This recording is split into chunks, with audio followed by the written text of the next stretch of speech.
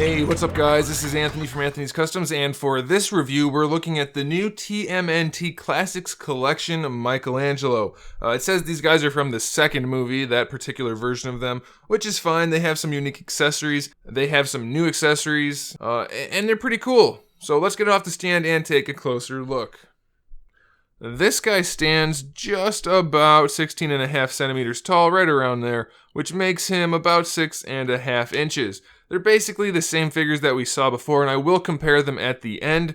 You'll note that the old movie figures, the old version of these guys, not like the old ones, they all have mineral leaching throughout all of the plastic, so that's kind of a bummer. You're going to have to wipe that off frequently, unfortunately. And they're not quite the same as the cartoon version, so you'll see in the comparison. I do like these guys. They are molded in unique colors for their green. It's not actually super accurate to the movie, but it still kind of looks cool, so that's okay. And the general sculpt work and paint work is pretty good where there is paint. Obviously, there's not a whole lot, but the sculpt is nice. As far as accessories go, Mikey has his nunchucks, which go on the back of his belt there. They have a real metal chain in each one of them, so that's pretty cool. He gets two set of sausage nunchucks, which I'm pretty sure is from the first movie when they're in the arcade or whatever that is, and Kino shows up, right? That's when those are from. We have a total of 4 different heads. We have the smiling head, the yelling head, which looks terrible because it has a giant green block in it, another open mouth head, which doesn't look good at all because of the same reason, and then we have another open mouth head with another smile face, which also looks really bad. And then lastly, we have a box of donuts with 3 actual donut accessories, which represent the donuts from the fight with Toka and Razar.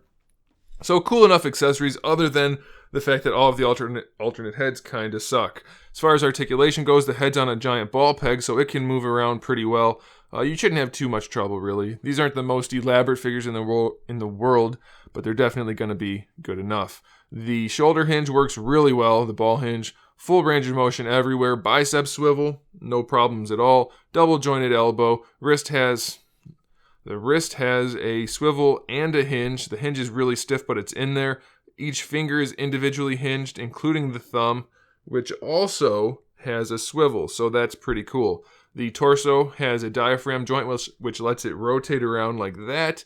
Leans forward, leans back, leans side to side, so that's pretty cool. The hips are just on a ball peg, which lets them go pretty far out to the side, no problem at all. It doesn't go too far forward, unfortunately. You can rotate the leg around on that ball peg, so you don't really need that thigh swivel. Unfortunately, it's there, but you can just kind of ignore it. Double jointed knees work really well, no problems there.